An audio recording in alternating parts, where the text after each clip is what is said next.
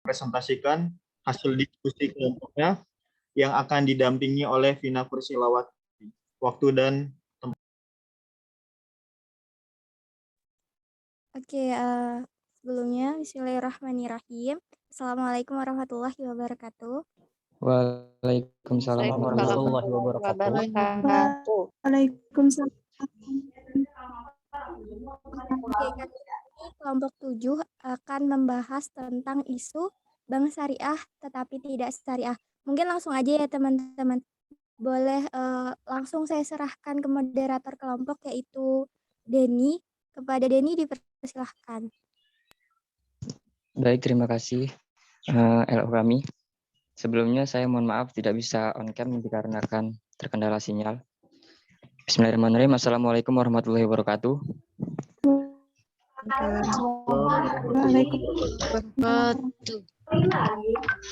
Alhamdulillahirrabbilalamin. Assalatu wassalamu ala asrafil anbiya wal mursalin Sayyidina Muhammadin wa ala alihi wa sahbihi ajma'in. Amma ba'du. Yang sama-sama kita hormati Koordinator Regional Fose Sumbaksel, Kakak Depi Akbar. Yang sama-sama kita hormati BPH sekaligus panitia penyelenggara FGT, dan tak lupa kepada teman-teman peserta FGT yang berbahagia. Sebelumnya, saya mohon izin memperkenalkan diri terlebih dahulu. Saya Denny Oktareza, kelompok 7 dari KC Fokes, selaku moderator kelompok. Langsung saja, kali ini kelompok kami sebagai tim penyaji akan memaparkan materi dengan tema Bank Syariah tetapi tidak syariah. Dalam hal ini akan dipaparkan oleh teman saya yaitu Saudara Muhammad Habibi. Padanya dipersilahkan. Oke, baiklah, tanpa salam. Langsung saja. Yaitu bank syariah tetapi tidak syariah. Di sini saya akan memaparkan dari pembahasan kami semalam yang telah kami bahas.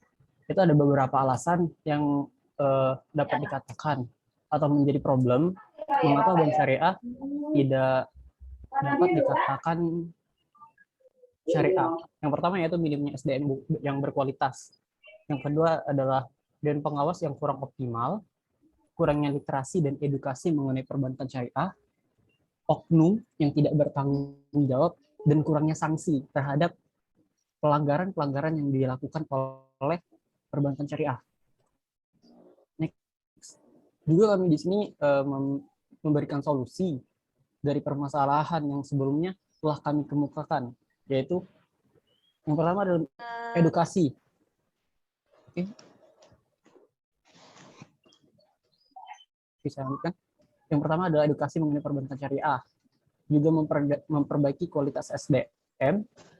Yang ketiga adalah memberikan sanksi yang tegas bagi para pelanggar dan memberikan syarat tambahan, misalnya bank syariah boleh rekrut pegawai dari mana saja, tapi harus belajar dan paham mengenai fikih muamalah dan fikih kontemporer. Oke, balik lagi ke permasalahan. Tadi saya sudah telah menyampaikan solusinya. Minimnya SDM. Kita sadari bahwasannya SDM yang berada di perbankan syariah ini sangat minim. Dikarenakan apa? Yang pertama yang menjadi problem adalah SDM yang berada di perbankan syariah, seringkali mereka itu bukan orang yang berlatar belakangkan ekonomi syariah. Dan bahkan dari riset yang mengatakan pada suatu universitas, bukan pada suatu universitas, ada universitas yang universitas ini bukan universitas yang berlatar belakangkan ekonomi, apalagi ekonomi syariah. Sebut saja IPB. Dari data yang diakses bahwasannya IPB itu 70% alumni IPB bergerak pada bidang ekonomi, keuangan, baik itu ekonomi konvensional maupun ekonomi syariah. Sementara perbankan syariah yang notabene itu harusnya diisi oleh mereka-mereka yang berlatar belakangkan dari ekonomi syariah, perbankan syariah, itu mereka minim sekali berada di posisi tersebut. Ini juga menjadi problem dari kita yang katanya ekonom Rabbani. Ini kita tuh gimana sih, seringkali kita itu membuat kajian yang melupakan eksistensi yang ada di perbankan syariah. Sebut saja itu seperti bagian pembiayaan, sub-sub yang ada di perbankan syariah. Oke, untuk mempersingkat saya next yaitu minimnya SDM yang kuat sudah, dan pengawas syariah yang kurang optimal. Oke, sebelum masuk ke sana adalah bagaimana cara memperbaiki SDM agar memahami dan tertarik pada perbankan syariah. SDM itu akan, maksudnya itu pada diri kita sendiri yang ada di FOSE. Kita ini adalah SDM yang nantinya akan berada di posisi perbankan syariah. Kitalah yang sekarang di FOSE yang akan mengisi sub-sub yang berada di perbankan syariah. Dan kita pula yang akan membuat perbankan syariah itu baik. Bila bukan dikaitkan, Buya Yahya pernah berkata, bank syariah adalah sesuatu yang baru. Bank syariah dapat dikatakan seperti bayi yang baru lahir namun dalam keadaan cacat. Bayi yang baru lahir dalam keadaan cacat sudah semestinya dia itu masuk ke dalam inkubasi. Dia itu harus terus dikembangkan, harus terus diawasi, harus terus diberikan support agar apa? Agar dia yang sebelumnya cacat dapat berjalan menjadi normal. Bagaimana cara memperbaikinya? Itu dimulai dari individu kita sendiri, kita yang berada di FOSE, apa sih yang bisa kita berikan kepada perbankan syariah? Ide apa yang kita dapat berikan kepada perbankan syariah? Dan juga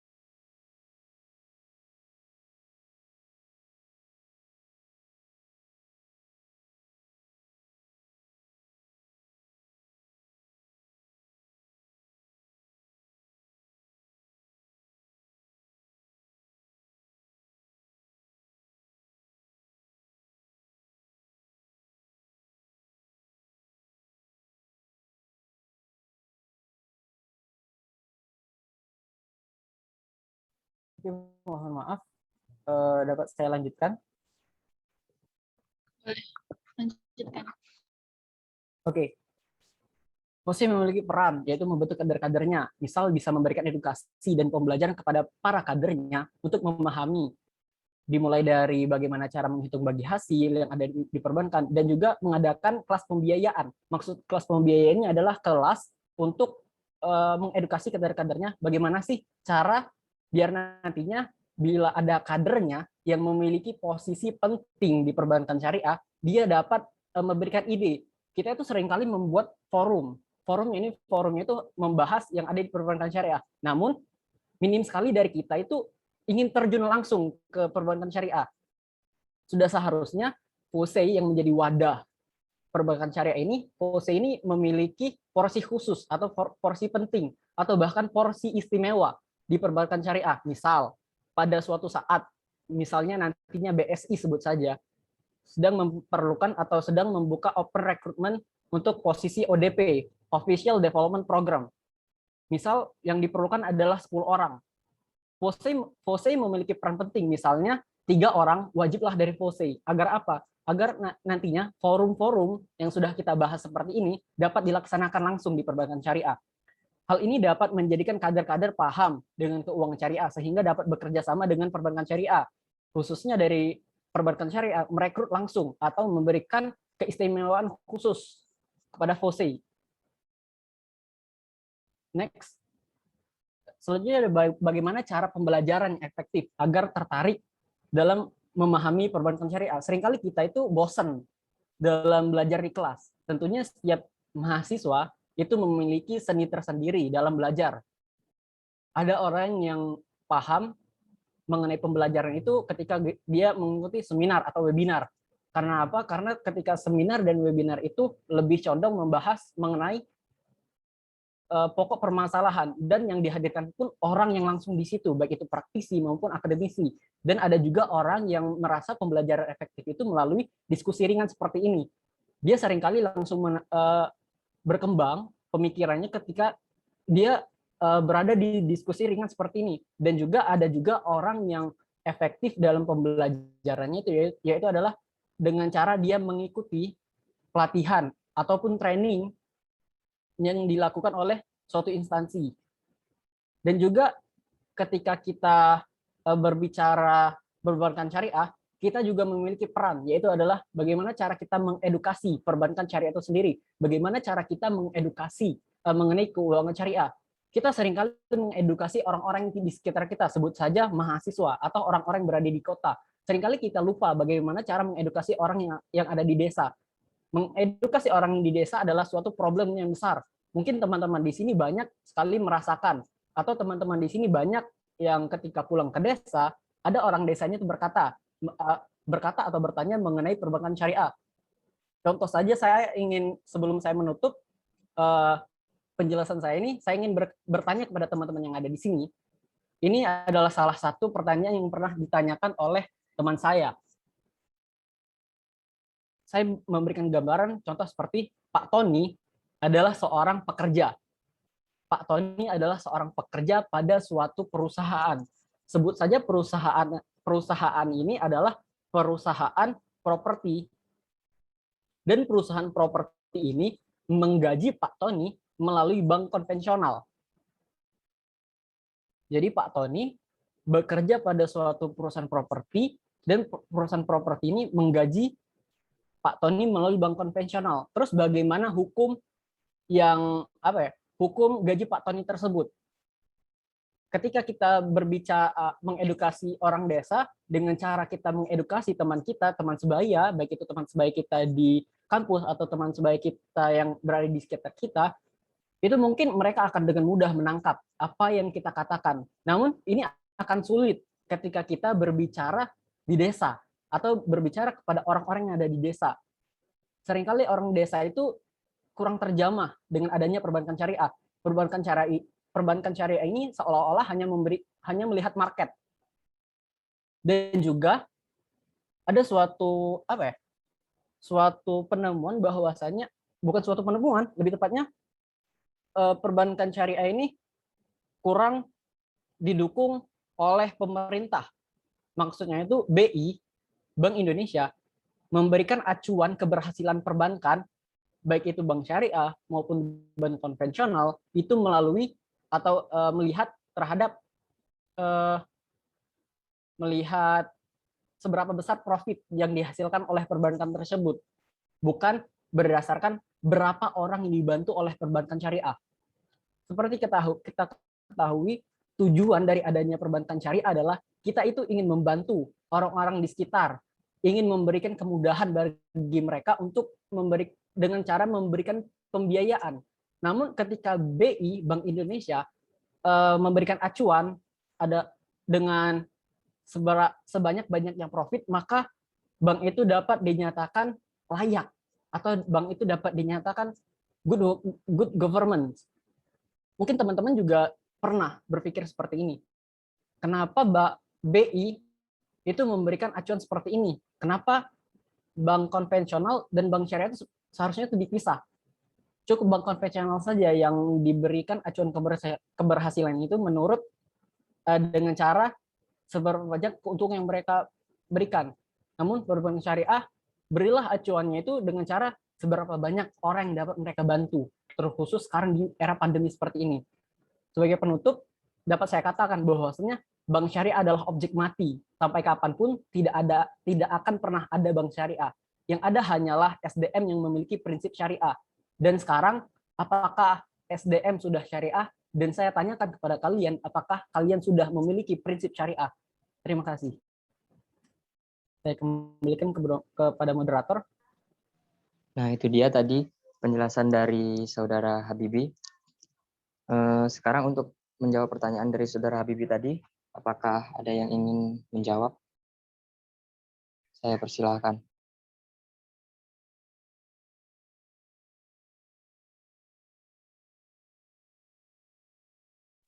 Baik, mohon izin Kak. Silahkan. Oke, boleh diulangi lagi Kak. Tadi pertanyaannya agak sedikit cepat untuk di bagian yang pertama. Oke, baik. Mohon maaf sebentar, karena ini kita keterbatasan waktu. Untuk sesi diskusinya nanti setelah tim membahas saja ya, seperti mekanisme yang tadi. Mungkin bisa disimpan dulu untuk pertanyaannya. Oh, oke, siap kalau begitu. Bagaimana? Ya, Ya, ya, karena siap, ini siap. sudah Mungkin pertanyaan dapat saya tulis di kolom chat nanti. Baik Kak. Baiklah, kalau begitu saya kembalikan kepada moderator.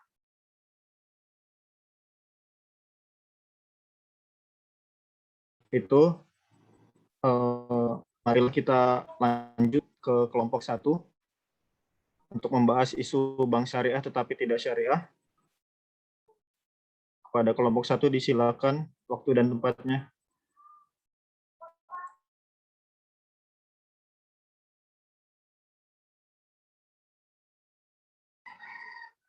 Iya, sebelumnya terima kasih kepada moderator ya.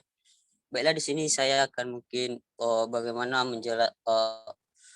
di sini akan memandu bagaimana menjelaskan tentang terkait isu di mana bank syariah atau tidak syariah.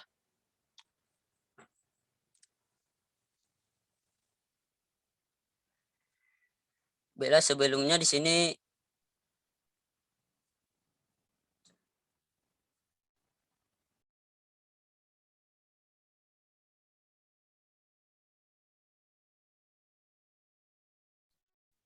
ya, maaf tadi ada sedikit kendala. Nah, baiklah di sini pembahasan kami dari kelompok 1 akan membahas tentang isu bagaimana bank syariah tidak syariah. Namun tentu sebelum kita lebih dalam membahas tentang terkait dengan bank syariah, dikatakan tidak syariah, tentu kita harus tahu dasarnya itu seperti apa dan apa sih sebenarnya tujuan dari perbankan syariah. Mungkin di sini saya akan minta dari teman kami dari kelompok 1 yaitu Mbak Nanda untuk menjelaskan bagaimana keterkaitan dengan isu tersebut. Kepada Mbak Nanda, saya silahkan. Baik, di sini saya akan menjelaskan tentang yang pertama pengertian bank syariah. Bank syariah adalah bank yang menjalankan kegiatan usaha berdasarkan prinsip syariah atau prinsip hukum Islam yang diatur dalam Fatwa Majelis Ulama Indonesia seperti prinsip keadilan dan keseimbangan atau adil wa tawazun, kemaslahatan atau maslahah, universalisme atau alamiah, serta tidak mengandung horor, masyar, riba, zalim, dan objek yang haram. Selain itu, Undang-Undang Perbankan Syariah juga mengamankan bank syariah untuk menjalankan fungsi sosial dengan menjalankan fungsi seperti lembaga Baitul Mal, yaitu menerima dana yang berasal dari zakat, infak, sedekah, hibah atau dana sosial lainnya, dan menyalurkannya kepada pengelola wakaf atau nasyir, seperti kehendak pemberi wakaf atau wakif. Tujuan dari bank syariah tersendiri yaitu menunjang pelaksanaan pembangunan nasional dalam rangka meningkatkan keadilan, kebersamaan, dan pemerataan kesejahteraan rakyat. Fungsinya menghimpun dan menyalurkan dana masyarakat. Berfungsi sosial dalam bentuk lembaga Baitul Mal, yaitu menerima dana yang berasal dari zakat, infak, sedekah, hibah atau dana sosial lainnya, dan menyalurkannya kepada organisasi pengelola zakat. Dan yang ketiga, menghimpun dana sosial yang berasal dari wakaf uang dan menyalurkannya kepada pengelola wakaf atau nasir, sesuai dengan kehendak pemberi wakaf atau wakif. Baik, Kak, untuk yang selanjutnya akan disampaikan oleh rekan saya.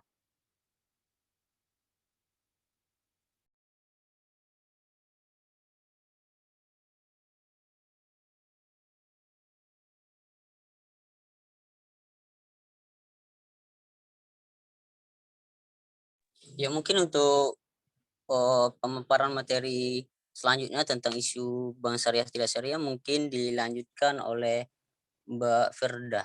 Kepada Mbak Firda disilahkan.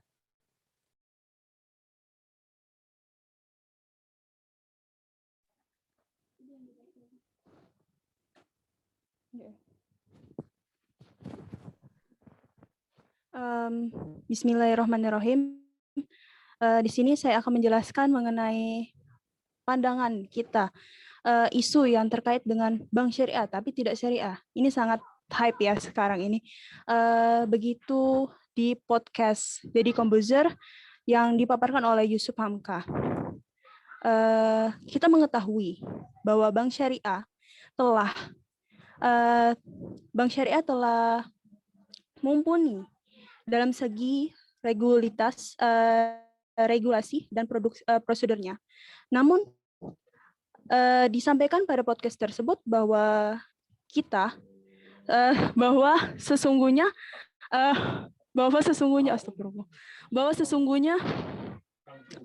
ada oknum-oknum yang menyeleweng. Ya, seperti yang dipaparkan oleh Habibie tadi, bahwa SDM kita, apakah kita sudah syariah? Apa SDM kita setelah menerapkan syariah itu sendiri? Nah, yang dipaparkan oleh saya sekarang ini,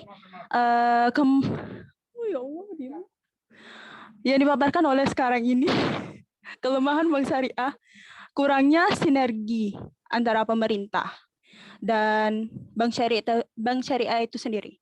Kita ketahui bahwa di Malaysia bank syariah itu sangat didukung oleh pemerintahnya. Sedangkan di Indonesia, seperti kita ketahui bahwa pada tahun 1992, bank syariah pertama yaitu Bank Muamalat dibentuk. Namun regulasinya yaitu payung hukum bank syariah ini baru ada pada tahun 2008, yaitu terbentuknya Undang-Undang Nomor 21 tentang Perbankan Syariah. Nah, pada saat itu kita telah melihat bahwa perlunya peran stakeholder dari berbagai penjuru Indonesia ini untuk membentuk suatu regulasi yang membangun bank syariah itu sendiri. Terima kasih.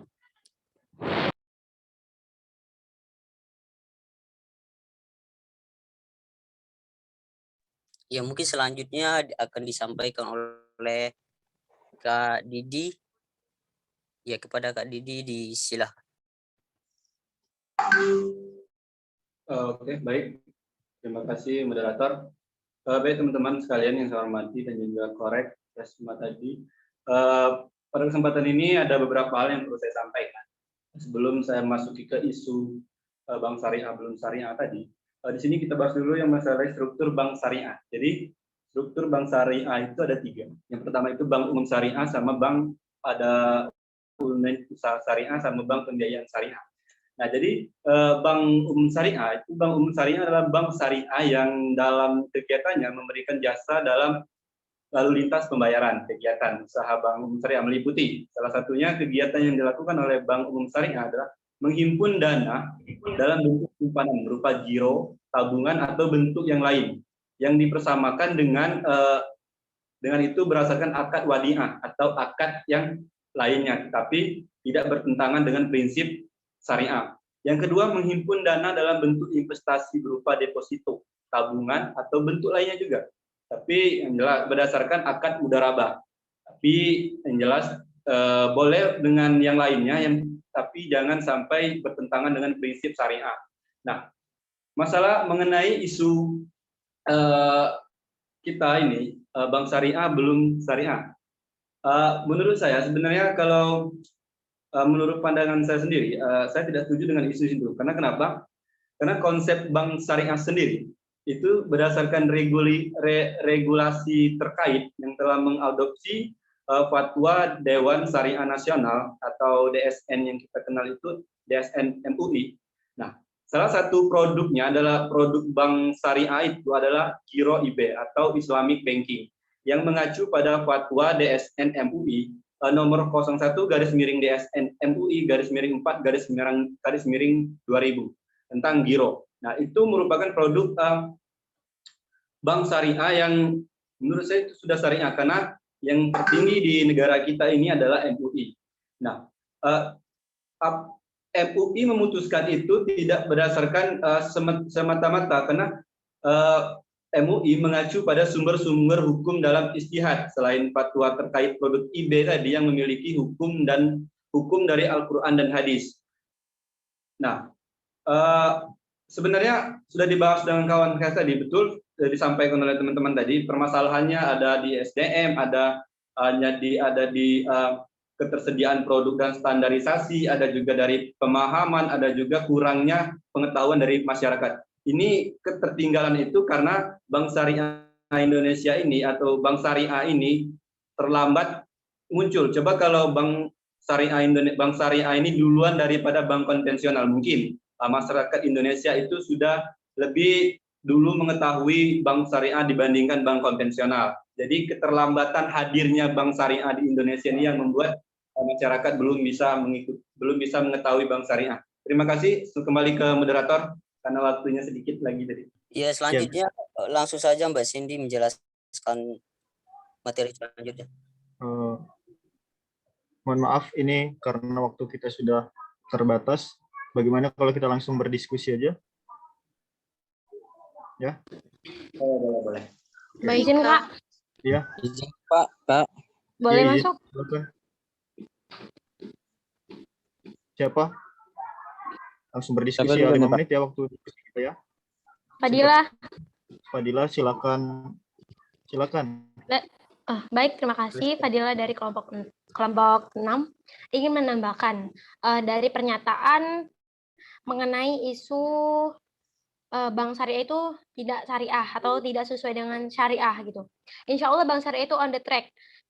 Jadi setiap kekurangan yang lazim yang telah disebutkan oleh Kak Didi tadi itu terjadi di bidangnya masing-masing dan diawasi serta diperbaiki agar patuh syariah, agar terus beramal dan menebarkan kebaikannya. Nah, kesimpulannya dapat dijelaskan yang pertama itu dari metode ijtihad DSN MUI dengan ijtihad lembaga fatwa internasional tersebut sebagaimana digariskan para ulama dengan memastikan setiap fatwa memiliki landasan, baik itu Al-Qur'an, ada hadisnya juga, ijma'nya maslahat dengan menelaah referensi klasik seperti kitab-kitab tafsir ayat, baik itu tentang muamalah, fikih muqarron dan akdiyah serta keputusan otoritas fatwa internasional. Nah, jadi dari antara contoh fatwa DSN MUI tersebut, bank syariah itu boleh menarik denda dengan keterlambatan dari nasabahnya dalam akad murabaha dengan syarat pelakunya adalah nasabah mampu yang menunda pembayaran. Sedangkan menambahkan tadi menurut yang kata Kak Didi DSN UI nomor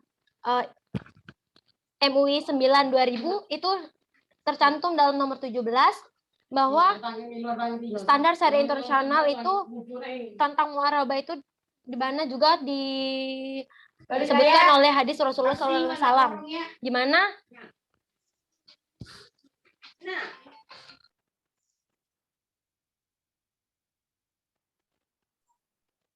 Oke, disingkat saja Fadila.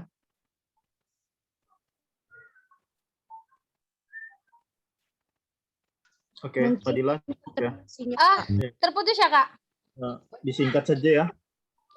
Jadi pada intinya praktik bank syariah ini belum sempurna dengan alasan beragam, diantaranya karena keterbatasan regulasi, pajak, operasional, SDM, dan nasabah. Pada umumnya kekurangan tersebut minor dan tidak seimbang dengan total produk yang sesuai dengan syariah.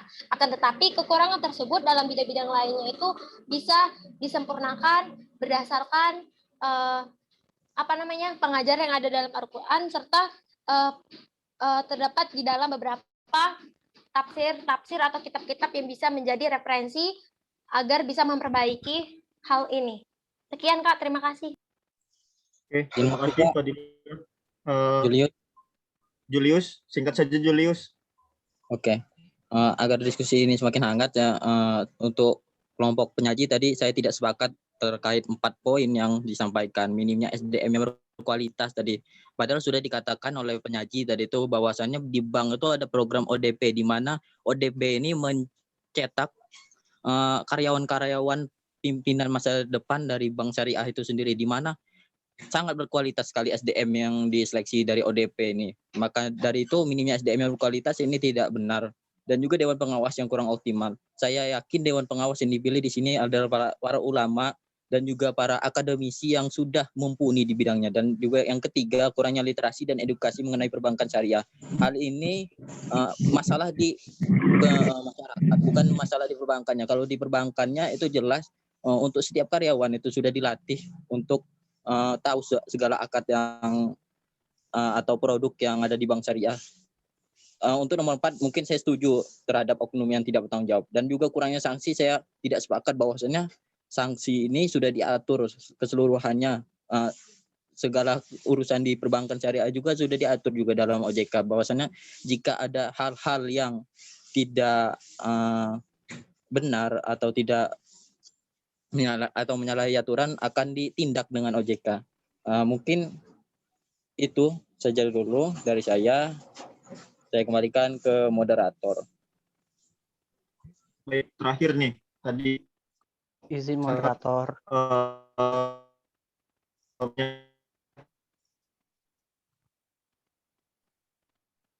baik moderator. Halo moderator, putus-putus. Yang sudah iya, kelompok 7. Silakan. Oke, baik. Ada yang ingin disampaikan? Oke. Saya ingin menyampaikan bahwasanya kita itu minim SDM. Minim SDM dikarenakan apa? Satu, kita itu perbankan syariah mengambil SDM bukan mereka yang berasal dari rumpun ekonomi Islam, baik itu perbankan syariah maupun ekonomi syariah. Bila saya ingin memberikan gambaran, bila perbankan syariah mengambil SDM yang berasal dari pertanian, otomatis bank tersebut harus membentuk SDM tersebut dari nol. Dari nol. Justru ini menjadi problem ketika perbankan syariah harus membentuk SDM tersebut dari nol. Rata-rata perbankan syariah itu mengambil karyawan berdasarkan good looking, bukan good quality. Ini menjadi problem tentunya. Dan juga kenapa saya memaparkan bahwasannya DPS itu kurang.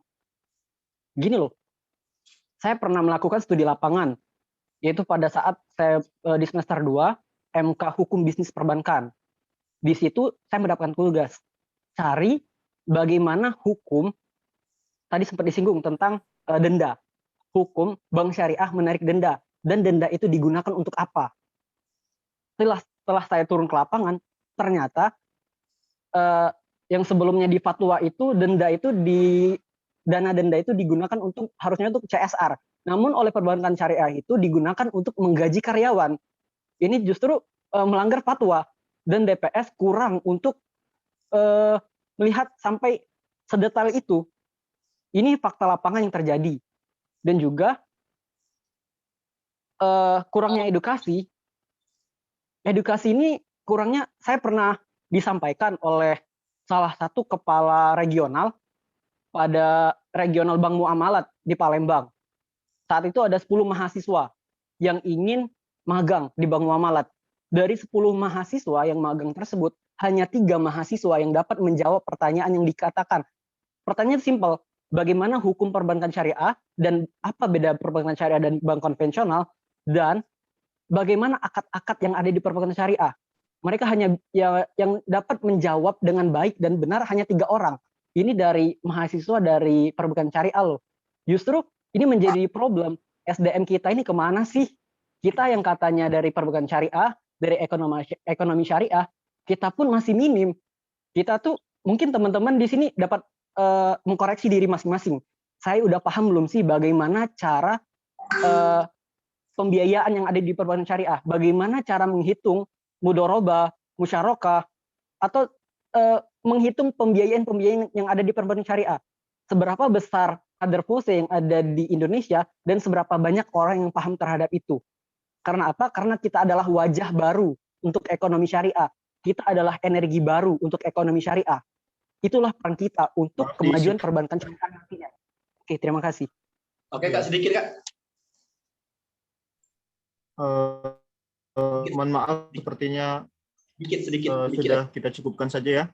Sedikit aja, karena Kak. waktu kita ini sangat terbatas. 5 menit. 30 detik menit. cukup. 5 menit. 5 menit. 5 menit. Baik, terima kasih ya tim penyaji dan pembahas. Dan juga teman-teman yang sudah menyuarakan pendapatnya.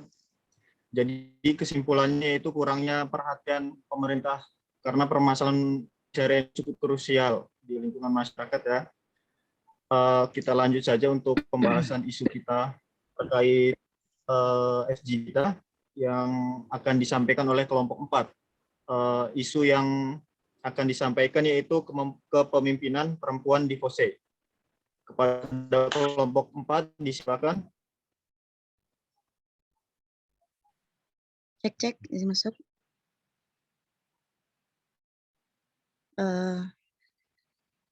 Mungkin untuk yang jadi moderator, saya langsung persilahkan kepada Mbak Dela. Baik, Mbak. Baiklah, Assalamualaikum warahmatullahi wabarakatuh. Alhamdulillahirabbil alamin. Wabarakatuh. Alhamdulillahirabbil alamin. Wassalatu wassalamu ala asrofil anbiya'i wal mursalin wa ala alihi washabihi ajma'i amma ba'du. Selamat sore semuanya. Gimana nih kabarnya hari ini?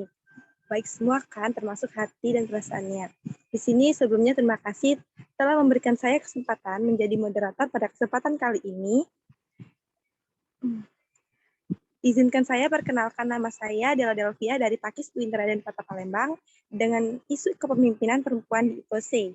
Baiklah, mungkin langsung saja kita mulai materi pertama yang akan disampaikan oleh Saudara Rizky. Kepada Saudara Rizky, dipersilakan. Baik, terima kasih sebelum moderator. Mohon maaf sebelumnya saya tidak bisa on-cam karena ada kendala teknis. Sebelumnya perkenalkan nama saya Rizky Rahmatullah. Saya berasal dari KC Reserve UIN Raden Intan Lampung. Saya akan menyampaikan materi pertama, yaitu kepemimpinan perempuan di FOSE. Dalam sejarah telah menunjukkan kedudukan perempuan pada masa Nabi Muhammad SAW tidak hanya dianggap sebagai istri, pendamping, dan pelengkap seorang laki-laki saja, tapi juga dipandang sebagai manusia yang memiliki kedudukan yang setara dalam hak dan kewajiban dengan manusia lain di hadapan Allah Subhanahu wa Ta'ala. Contohnya, mulai dari Aisyah, dia pernah menjadi pemimpin perang Jamal. Ummu Hani al-Shifa, seorang perempuan yang pandai menulis, ditugaskan oleh Khalifah Umar bin Khattab sebagai petugas yang menangani pasar di kota Madinah. Oleh karena itu, seharusnya saat ini tidak ada lagi pertanyaan apakah perempuan bisa menjadi pemimpin, karena seharusnya pemimpin itu kita lihat dari kualitasnya, bukan jenis kelaminnya atau yang lainnya. Dalam kepemimpinan, yang dinilai paling dominan adalah kualitas pribadi yang meliputi kemampuan atau ability, kecakapan atau capacity, kesanggupan atau faculty, dan kepandaian atau skill. Jadi sama saja, untuk menjadi pemimpin suatu organisasi, yang paling penting itu kualitas dari sosok yang akan memimpin terlepas dari melihat gendernya. Dapat dilihat dalam surat Al-Baqarah ayat 30, di mana ayat tersebut menjelaskan semua manusia itu sama, yaitu menjadi khalifah dan menciptakan kemaslahatan di muka bumi. Rasulullah pernah bersabda, ketahuilah, setiap kalian adalah pemimpin, dan setiap kalian bertanggung jawab atas apa yang dipimpinnya. Dan untuk pemimpin wanita, contohnya seperti Ratu Bilqis, seorang pemimpin bijaksana yang juga sukses memimpin rakyatnya sehingga mereka makmur dan sejahtera. Hubungannya kepemimpinan perempuan di FOSE, yaitu di dalam FOSE sudah ada beberapa perempuan yang menjadi pemimpin. Contohnya seperti pada Departemen Sri Kandi, departemen yang lainnya seperti Departemen Medcom, dan ada koordinator regional yang dipimpin oleh perempuan. Yang seperti dikatakan oleh Pres Husni pada materi sebelumnya, bahwa di FOSE tidak ada pelarangan atau tidak dilarang seorang perempuan yang ingin mencalonkan dirinya sebagai pemimpin FOSE. Seperti contoh yang kita ketahui, kasusnya tadi bilang contohnya itu ya Kak Fadilah dari Laser Reserve yang pernah mencalonkan dirinya sebagai Presnas. Oleh karena itu, kita dapat menarik kesimpulan bahwa seorang perempuan tidak dilarang untuk menjadi seorang pemimpin. Sekian yang dapat saya sampaikan. Terima kasih. Wassalamualaikum warahmatullahi wabarakatuh. Waalaikumsalam warahmatullahi wabarakatuh. Waalaikumsalam warahmatullahi wabarakatuh. Baiklah, selanjutnya akan dilanjutkan oleh pemateri kedua, Saudari Nabila Kisti. Baiklah, saya akan melanjutkan pemaparan materi dari Saudara Rizky. Lalu bagaimana dengan hadis yang mengatakan bahwa perempuan itu merugikan tatkala ada berita sampai kepada Nabi SAW bahwa bangsa Persia mengangkat putri Kisro menjadi raja. Rasulullah bersabda, suatu kaum itu tidak akan bahagia apabila mereka menyerahkan kepemimpinan mereka kepada perempuan. Hadis riwayat Bukhari nomor 4425. Dari hadis ini, para ulama bersepakat bahwa syarat al-imam al-a'zam atau pemimpin haruslah laki-laki. Dijelaskan dalam Quran Surat Al-Baqarah ayat 30, pada ayat tersebut menjelaskan semua manusia itu sama, yaitu memiliki tugas menjadi khalifah dan pemimpin di muka bumi. Namun, tentu saja ada hal yang tertentu di mana perempuan tidak boleh memimpin apabila masih ada seorang laki-laki. Contohnya, memimpin dalam sholat sebagai imam, memimpin keluarga, sebagaimana firman Allah dalam Quran Surat An-Nisa ayat 34, kaum laki-laki itu adalah pemimpin bagi kaum wanita. Oleh karenanya Allah telah melebihkan sebagian mereka laki-laki atas sebagian yang lain wanita, dan karena mereka laki-laki telah menafkahkan sebagian dari harta mereka. Di mana kepemimpinan wanita hanya diperbolehkan menjadi pemimpin di rumahnya, itu pun di bawah pengawasan suaminya atau orang yang sederajat dengannya. Lalu bagaimanakah kepemimpinan perempuan di Fosei? Di dalam Fosei juga sudah ada beberapa pemimpin dari perempuan seperti yang sudah disampaikan tadi oleh Saudara Rizky.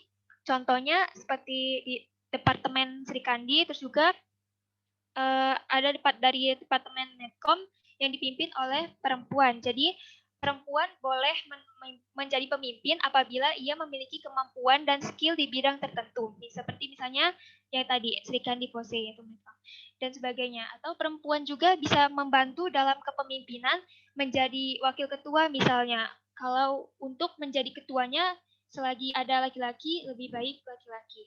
Mungkin cukup sekian, saya kembalikan kepada moderator. Baiklah, baiklah, bagi kelompok 4, adakah yang ingin menambahkan argumentasi? Yang ingin menambahkan?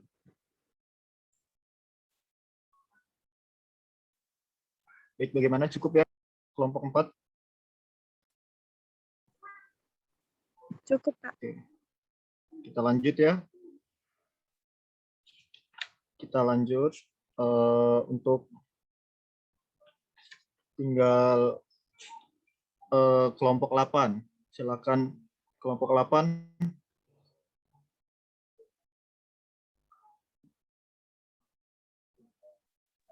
Kelompok 8. Ya, Kak. Sebelumnya, Assalamualaikum warahmatullahi wabarakatuh. Waalaikumsalam warahmatullahi wabarakatuh. Izin memperkenalkan diri, saya Anang Badru dari kelompok 8 ingin membahas tentang isu wanita di kepemimpinan Pose. Tentunya eksistensi wanita dalam kehidupan dan problematika sepanjang masa pada prinsipnya berkisar pada 3 persoalan pokok, yaitu bersifat pembawaan wanita atau karakternya, hak-hak dan tugas-tugas wanita, baik di lingkungan keluarga ataupun di tengah-tengah kehidupan masyarakat yang luas.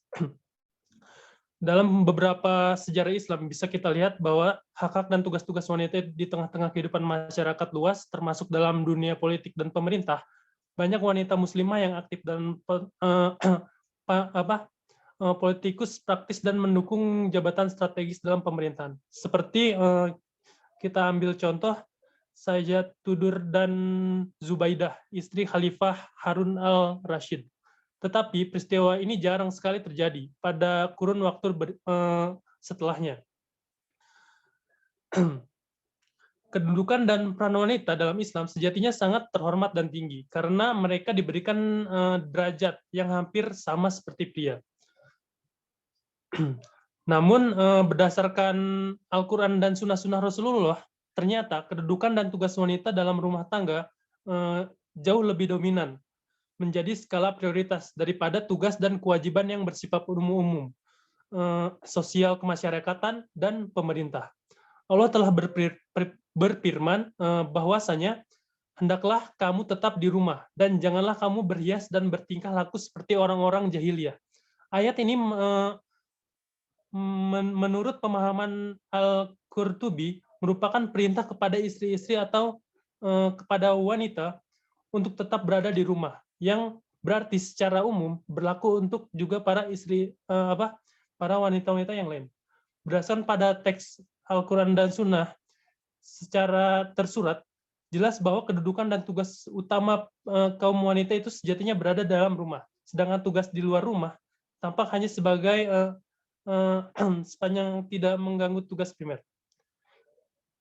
Dalam konteks ini, bukan berarti wanita tidak boleh beraktivitas dan bekerja di luar rumah, misalnya menjadi guru, dosen, politikus, dan lain sebagainya. Tetapi disesuaikan dengan karakteristik kuadratnya. Karena antara pria dan wanita, baik secara normatif tekstual maupun relatif kontekstual, telah banyak diketahui terdapat persamaan di samping perbedaan dalam hal-hal tertentu. Meskipun antara keduanya sungguh saling melengkapi dan di ranah kehidupan.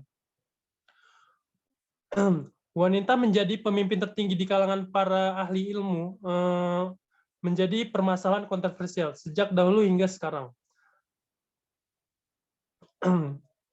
Karena dari hadis Nabi SAW yang berkualitas sahih, yang artinya sesungguhnya Allah telah memberi manfaat kepada sebuah kalimat pada hari perang Jamal. Ketika sampai informasi kepada Nabi SAW bahwa kerajaan Persia telah mengangkat anak wanita menjadi kaisar, kemudian beliau berkomentar, sebuah bangsa tidak akan bahagia atau sejahtera yang urusan kebangsaannya diserahkan kepada wanita. Hadis ini kelihatannya dipahami oleh mereka pertama bahwa Nabi SAW melarang wanita untuk menjadi pemimpin karena beliau telah mendengar informasi pengangkatan atas perempuan Raja Persia sangat menyayangkan pengangkatan tersebut. Yang kedua, kata wanita pada hadis tersebut menunjukkan kepada keumuman atau yang artinya wanita mana saja tidak boleh menjadi seorang pemimpin. Jadi dalam isu kali ini sebenarnya saya kurang setuju bahwa selagi ada laki-laki, kenapa harus perempuan yang menjadi pemimpin? Sesuai hadis-hadis dan dari surah-surah yang ada. Mungkin itu saja dari saya. Saya akhiri. Wassalamualaikum warahmatullahi wabarakatuh. Waalaikumsalam warahmatullahi wabarakatuh. Untuk sesi diskusi kita langsung saja ya. 3 menit ya. Itu sudah ada yang raise hand duluan tuh. Izin nggak? Ada yang raise hand. Mohon maaf, satu orang aja ya, karena waktu kita sangat terbatas. Jadi mohon maaf kepada teman-teman yang tidak berkesempatan untuk berdiskusi. Sudah ada Deden. Silakan Deden yang raise hand duluan.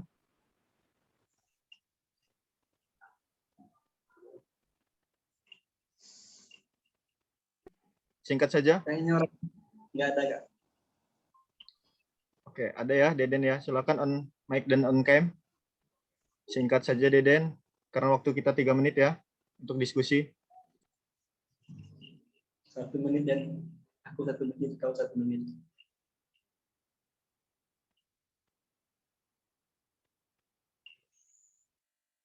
Deden, silakan.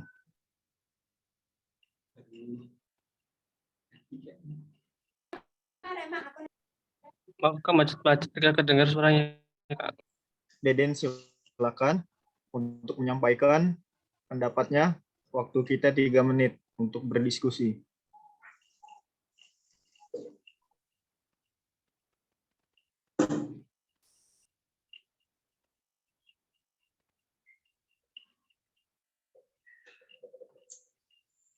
Cek Deden. Halo. Mungkin bisa dialihin.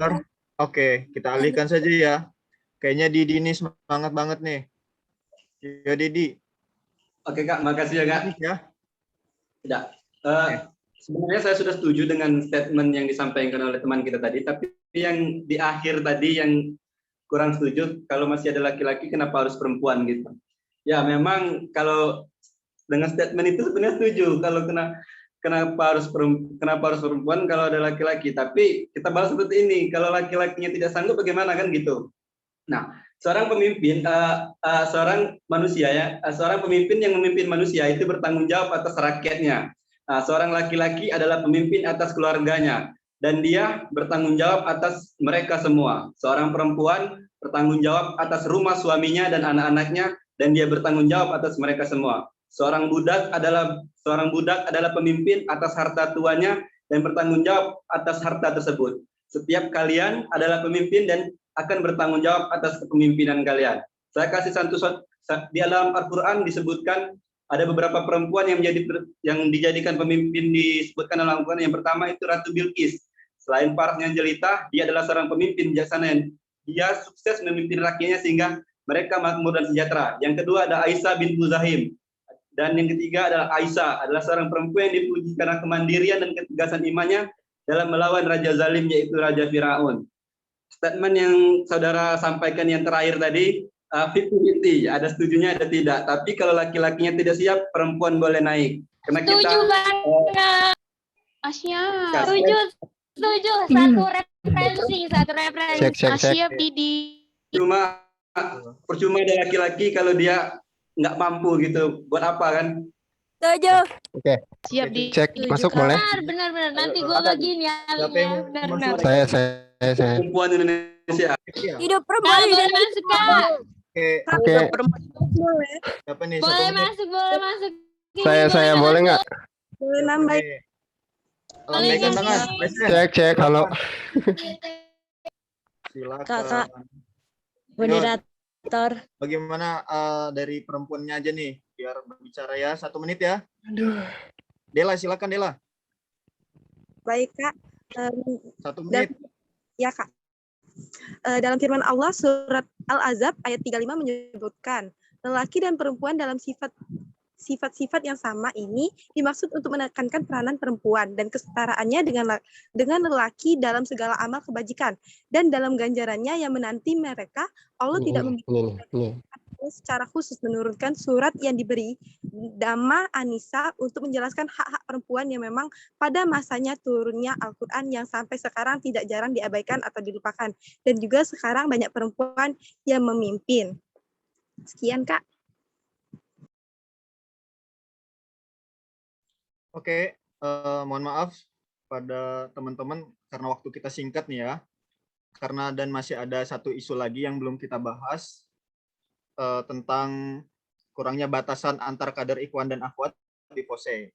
Nah, jadi mohon maaf kepada teman-teman karena waktu kita sangat singkat sekali, kita langsung ke kelompok 3 aja nih. Ya. Silakan kelompok 3 yang didampingi oleh Reza Fitri Lesdiana untuk menyampaikan hasil diskusi kelompoknya. Silakan. Ya, singkat saja ya. Siap. Terima kasih Kak Fadli. Mungkin langsung saja ya kepada kelompok 3 dipersilahkan. Bismillahirrahmanirrahim. Assalamualaikum warahmatullahi wabarakatuh. Waalaikumsalam warahmatullahi wabarakatuh. Sebelumnya, perkenalkan saya Kornisa Sekarutami, asal Kasai Fokes. Di sini saya akan memandu kelompok 3 sebagai kelompok penyaji yang membahas isu mengenai kurangnya batasan antara kader ikhwan dan akhwat di POSE. Untuk materi pertama akan langsung disampaikan oleh Mbak Hikmatun Nazilah, dipersilahkan.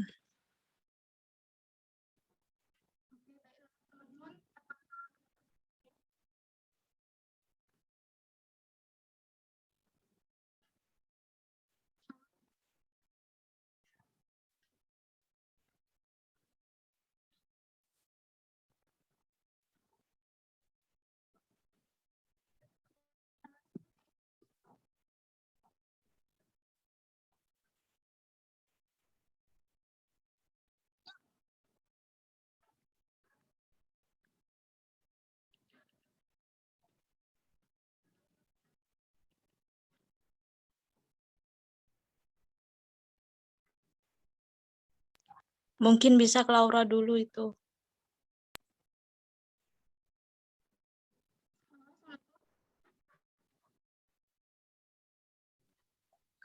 Ya baik, di sini saya Laura Audi Clarenza dari KC Filantropi YI Metro Lampung akan membahas isu kurangnya batasan antara kader Ikhwan dan Akhwat di POSE.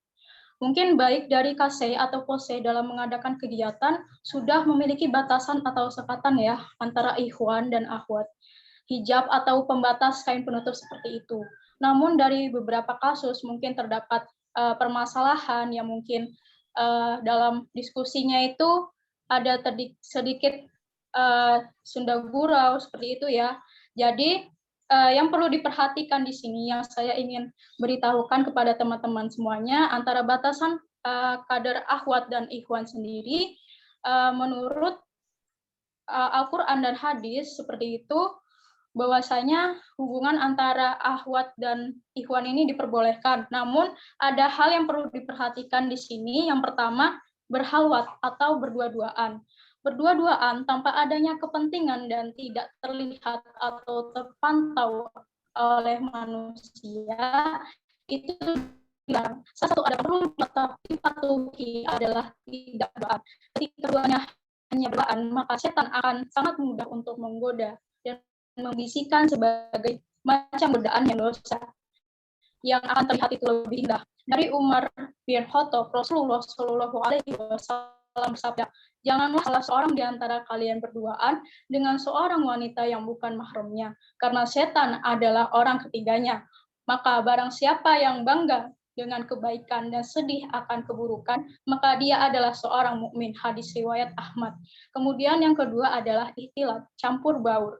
Campur baur tanpa batas seperti di dalam satu forum, tidak ada batasan atau kain pembatas antara Ikhwan dan Akhwat dengan bebas bercampur baur, ini kemungkinan yang akan terjadi bisa saling bersenggol-senggolan, bersentuhan, atau saling bercanda gurau. Nah, hal ini diibaratkan seperti benang kusut, dan hal itu diharamkan.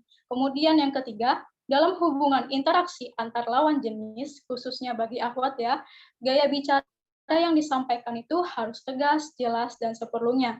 Jangan memberikan suara yang syahdu, lembut, itu tidak diperbolehkan.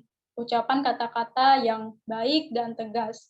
Jika ingin berdiskusi melalui medsos, mungkin selama masih tahap wajar dan bisa memberi solusi, itu tidak masalah, supaya tidak timbul fitnah dan dapat tumbuh dari hubungan terselubung antara Ikhwan dan Akhwat. Dan jangan dijadikan dakwah sebagai hubungan yang terselubung untuk bermaksiat seperti pacaran. Allah Subhanahu wa taala berfirman, "Hai istri-istri Nabi, kamu sekalian tidaklah seperti wanita yang lain. Jika kamu bertakwa, maka janganlah kamu tunduk dalam berbicara, sehingga berkeinginanlah orang yang ada penyakit dalam hatinya, dan ucapkanlah perkataan yang baik." Quran Surat Al-Ahzab ayat 32. Yang keempat, dalam bertingkah laku, hendaknya seorang wanita ketika berinteraksi dengan laki-laki agar menjaga tingkah lakunya sewajarnya saja dan seperlunya saja untuk menghindari ketidaksengajaan dalam bersentuhan dengan lawan jenis. Nah, ini termasuk dalam bersalaman. Hal ini sesuai dengan apa yang diucapkan Rasulullah Shallallahu Alaihi Wasallam bersabda, ditusuknya kepala seseorang dengan pasak dari besi, sesungguhnya lebih baik bagi daripada menyentuh wanita yang bukan mahramnya. Hadis riwayat Tabrani dalam Mu'jam Al-Kabir. Kemudian yang kelima, untuk Akhwat dapat menjaga dirinya dengan tidak berhias berlebihan. Dan bagi para Ikhwan hendaklah menjaga pandangannya dan menundukkan pandangannya. Dari Abu Hurairah radhiyallahu anhu, Rasulullah Shallallahu Alaihi Wasallam bersabda, telah ditentukan bagi anak Adam manusia baginya zina, di mana ia pasti mengerjakan. Zina kedua mata adalah melihat, zina kedua telinga adalah mendengar, zina lisan adalah berbicara, zina tangan adalah memukul, zina kaki adalah berjalan, serta zina hati adalah nafsu yang berangan-angan. Semuanya dibuktikan atau tidak dibuktikan oleh kemaluan. Hadis riwayat Bukhari dan Muslim. Mungkin hal yang perlu kita jaga bersama, selebihnya perlu ditingkatkan dari kesadaran masing-masing kadernya untuk bisa menerapkan apa yang sudah diberlakukan baik secara syariat Islam atau berinteraksi antara kader Ikhwan dan juga Akhwatnya menurut pandangan Islam. Mungkin jadi inti dari pembahasan isu yang dapat disampaikan dari kelompok kita, bahwa kita sebagian besar memang sudah mengetahui batasan-batasan antara Ikhwan dan Akhwat itu seperti apa, dan yang mungkin belum tahu bisa diketahui dari penjelasan ini. baik dan tidak baiknya untuk kita lakukan. Setelah kita tahu letak kesalahan atau kekurangannya di mana, maka kita perlu muhasabah diri nih teman-teman semuanya. Dari diri sendiri terlebih dahulu, yang paling penting ya, juga untuk membenahi antara teman-temannya, mungkin di KC-nya yang masih kurang dalam beretika atau berinteraksi antara batasan ikhwan dan akhwan. Mungkin itu saja yang bisa disampaikan dari perwakilan kelompok 3. Semoga dapat bermanfaat bagi semuanya. Terima kasih. Wassalamualaikum warahmatullahi wabarakatuh. Waalaikumsalam warahmatullahi wabarakatuh. Baik, sudah cukup ya untuk kelompok 3 pembahasannya? Ya. Sudah cukup, Pak. Sudah cukup. Oke, sudah cukup. Untuk mempersingkat, kita langsung saja ke pembahas dari kelompok 9. Kepada Zelisia, silakan yang mendampingi. Baik, terima kasih untuk kakak moderator telah memberikan saya untuk berbicara. Sebelumnya, bismillahirrahmanirrahim. Assalamualaikum warahmatullahi wabarakatuh. Waalaikumsalam warahmatullahi wabarakatuh. Izin memperkenalkan diri, nama saya Fajar Baradewa dari KC Filantropi IAIN Metro dari kelompok 9. Di sini tadi kan sudah diperjelas bahwa dari kelompok 3 sebagian sudah dijelaskan bahwa isu kurangnya batasan antara kader, ikhwan, dan akhwat di proses. Dan di sini kalau kita membicarakan seputaran batasan antara ikhwan dan akhwat, itu kan sudah diatur di dalam agama Islam. Bahwasanya agama Islam mengharamkan antara ikhwan dan akhwat itu tidak boleh berikhtilat atau bercampuran antara laki-laki dengan perempuan dalam satu tempat.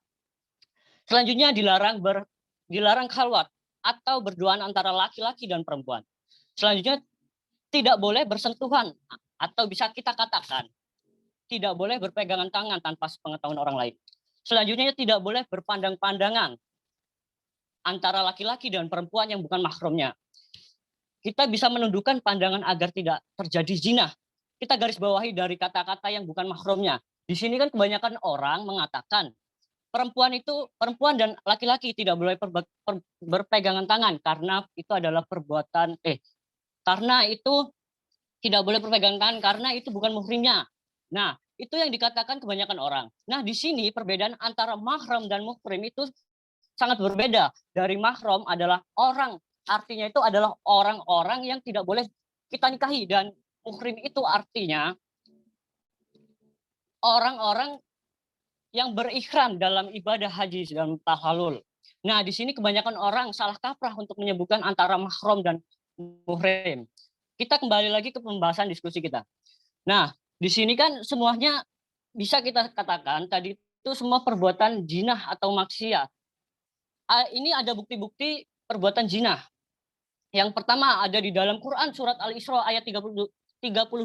Bismillahirrahmanirrahim. Wala taqrabu zinahu kana fahisya fasya'a sabila.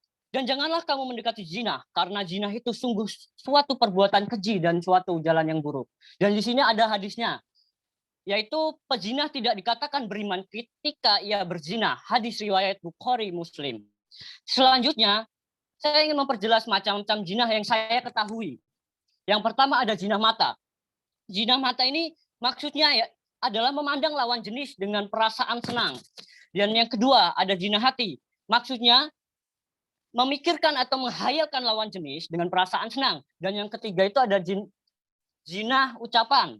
Zina ucapan ini membicarakan lawan jenis dengan perasaan senang. Selanjutnya yang keempat itu ada zina tangan. Zina tangan ini memegang dengan sengaja bagian tubuh lawan jenis dengan perasaan senang. Nah, selanjutnya jika kita membahas di dalam sebuah forum atau lingkungan kose, jarak antara akhwat dan ikhwan itu memang sangat kurang. Di dalam suatu lingkungan kose itu batasan antara perempuan dan laki-laki itu bertujuan untuk membangun yang namanya ukhuwah, yang artinya rasa kekeluargaan.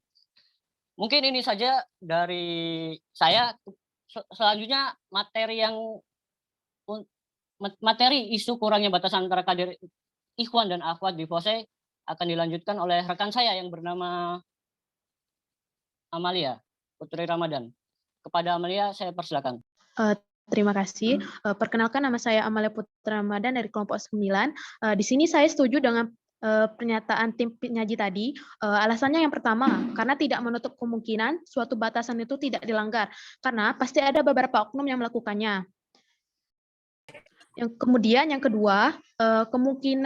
kedua, nggak semua KC itu asalnya dari lembaga dakwah yang hasilnya emang udah jelas tahu tentang batasannya.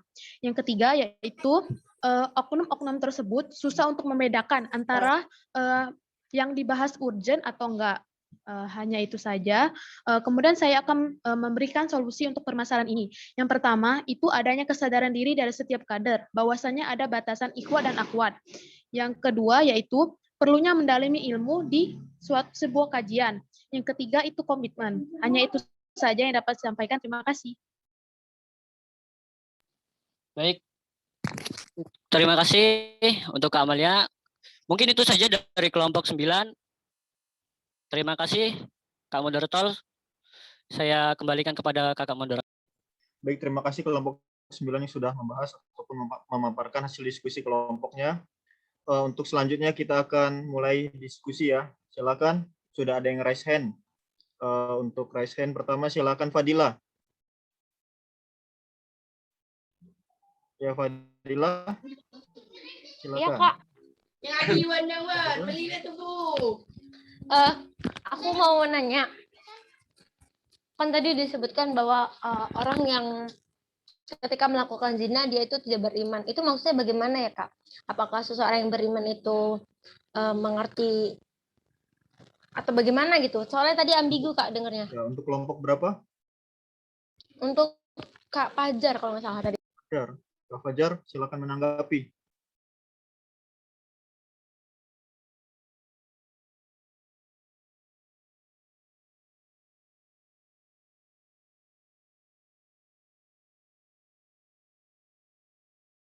Cek, Kak Fajar. Dari kelompok 9. Ya, Kak Fajar. Untuk kelompoknya, dari kelompok 9 mungkin ada perwakilan yang ingin menanggapi pertanyaan dari Fadila. Pertanyaan dari kelompok 6. Silakan.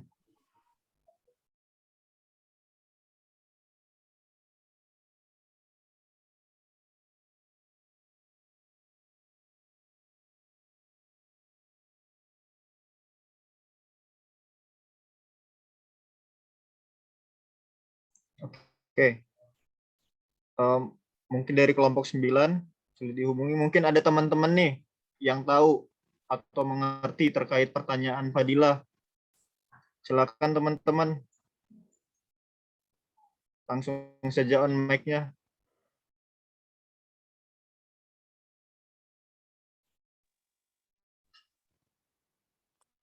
Panitia boleh Kak jawab? Oke, silakan karena tidak ada yang menjawab. Silakan panitia. Siapa? Oke, Vina ya? Oke, ya. singkat saja. Jadi kan iman kepada Allah itu artinya percaya dan meyakini dengan sepenuh hati bahwa Allah itu benar-benar ada. Salah satu bentuk iman kepada Allah dengan menjauhi larangannya gitu, termasuk zina. Artinya kenapa orang-orang yang berzina itu tidak beriman? Ya karena udah tahu loh itu tuh salah gitu. Udah tahu kalau misalnya zina itu nggak dibolehin gitu. Tapi tetap aja dilakuin. Nggak mungkin dong yang zina itu nggak tahu gitu. Sedangkan dia jelas-jelas dia Islam. Nggak mungkin dia nggak paham kalau misalnya zina itu dosa gitu. Tapi dia tetap ngelakuin. Ya sama dengan tanda kutipnya sama dengan dia tidak beriman karena dia enggak menjauhi larangan dari Allah Subhanahu wa taala. Mungkin itu. Kak, terima kasih. Baik, terima kasih Vina atas pernyataannya. Boleh dari Fadila bagaimana? Sudah cukup? Jadi yang dimaksud dari Kak Fajar tadi kan ketika dia berzina, dia itu tidak beriman. Nah, jadi ketika itu dia sadar bahwa dia beriman, tapi ketika itu dia itu dicap sebagai orang yang tidak beriman. Baiklah, terima kasih ya Kak. Oke, sudah cukup ya, Fadila ya. Aduh, maaf Kak, sinyal baru ini enak. Iya. Apa tadi Kak? Gimana Kak? Ya, Fadila mungkin boleh mengulang. Gini Kak, kan tadi kan dikatakan kakak tadi bilang seperti ini. Ya. Orang yang melakukan zina itu ketika dia berzina itu maka dia itu orang yang tidak beriman, Kak, dicap tidak beriman. Mengapa demikian gitu loh? Tadi Fadila ambigunya di situ. Ya, gini ya. Iya, ketika dia berzina ya, Kak ya. Iya, jika orang tersebut itu beriman, maka orang tersebut itu tidak akan melakukan perbuatan zina karena itu sangatlah diharamkan di dalam agama Islam. Nah, karena kalau dia emang sangat beriman, maka dia tidak akan melakukan perbuatan yang keji karena itu perbuatan dosa besar gitu maksudnya. Seseorang juga yang beriman akan menjauhi semua larangan dari Allah termasuk perbuatan zina dan akan menuruti perintahnya. Kemungkinan itu ya, Kak? Apa gimana? Jadi gini. Ya, Kak, silakan, Kak, untuk Kak ini, Kak Didi. Oke, terakhir ya, singkat ya. Ketika seseorang melakukan zina itu, bukannya dia itu tidak beriman. Tadi kawanku Bara mengatakan bahwa dia itu belum tidak beriman ketika melakukan perzinahan. Dia itu bukan tidak beriman, tetapi imannya itu belum kuat. Nah, itulah makanya kita itu harus sering-sering berinteraksi dengan teman-teman yang imannya dan menghindari. Salah satunya janganlah pacaran gitu kan, Kak Devi. Ya, siap, Kak, itu betul. Jauh kali tembakanmu, ya Allah. Ya, betul. Terima kasih, Kak. Dia bukan tidak beriman, tapi nafsunya itu lebih besar dari iman dia. Imannya goyah gitu. Jadinya betul. Ya. Terima kasih, Kak Didi. Oke, guys, terima kasih, Kak. Namanya juga manusia. Ya. Lisa. Lanjut ke Lisa nih, singkat Lisa. Ya, belum aku ya. Lisa sudah raise hand dari tadi ya. Sabar, Singkat Kak ya. Devi. Oke, Lisa. Singkat. Mau meluruskan yang kata Izin ya, Kak, Didi tadi. perkenalkan. Lanjut, Lisa. Oke,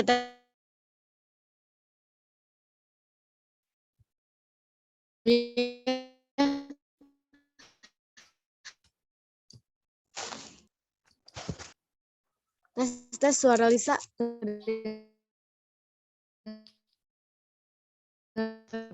Putus Lisa.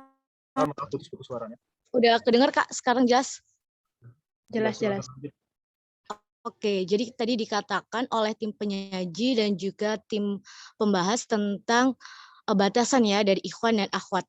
Jadi pada praktiknya kita ketahui bersama dalam KC maupun FOSE itu kita ketahui bahwasanya ada batasan dan ada yang sudah menerapkan batasannya, ada juga yang tidak menerapkan batasannya. Terkadang tidak menerapkan batasannya itu seperti yang sudah dikatakan sebelumnya, itu untuk membangun rasa kekeluargaan. Di dalam organisasi tentunya rasa kekeluargaan itu sangat penting untuk kita jalani bersama. Tanpa sebuah rasa kekeluargaan, organisasi tersebut tidak menemui titik di mana dapat menyatukan visi dan misi untuk membentuk suatu keselarasan.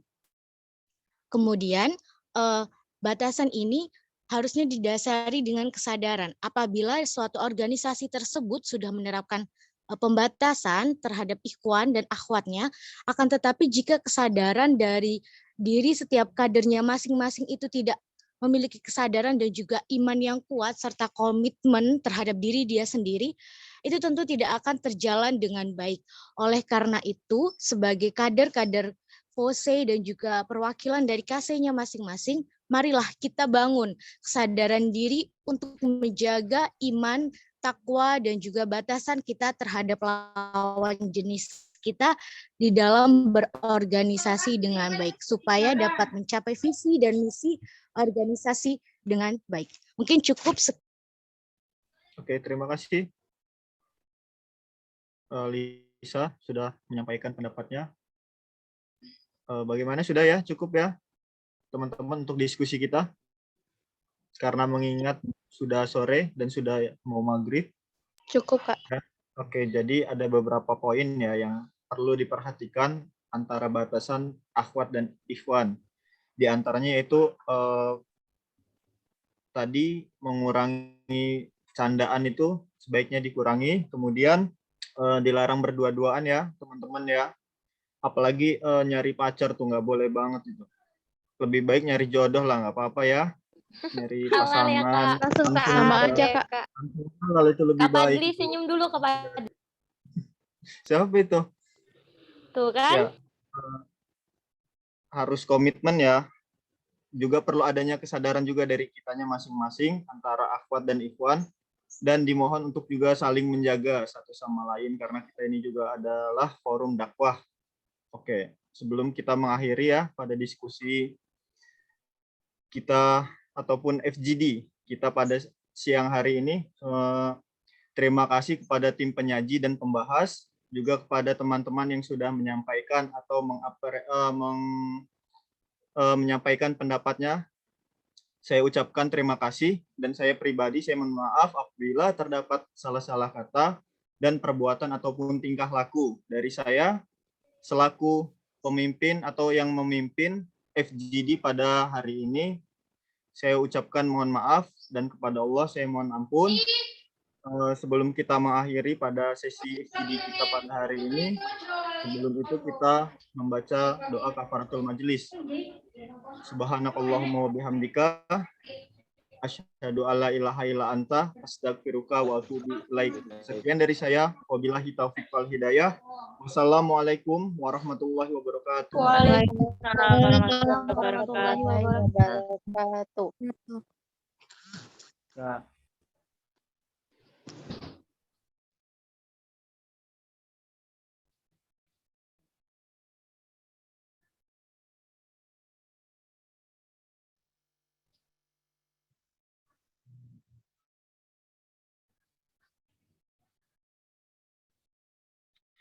Ini belum bisa keluar ya, Kak?